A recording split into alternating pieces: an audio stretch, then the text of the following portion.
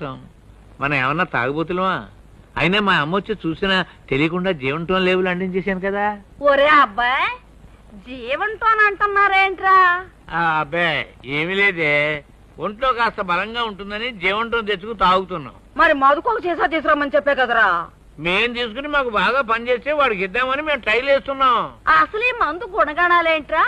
ఒకటేమిటే ఎముకలు, నరాలు, కండరాలు పళ్ళతో సహా గట్టిపడిపోతాయి. అవును, ఎక్కువైందంటే శరీరం కొయ్యబారిపోతుంది. అబ్బో, రక్త శుద్ధి చేస్తుంది. అంటే రక్తం శుద్ధ ముక్కలాగా అవుతుంది. మనస్సు మాట నిదానంగా ఉంటాయి. కరెక్ట్. నోరు విప్పితే సంస్కృతం.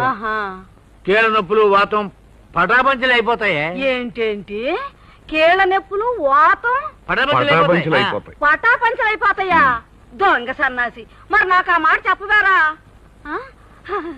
నాకు నువ్వు తాగుతావా? అవునరా. వద్దమ్మా.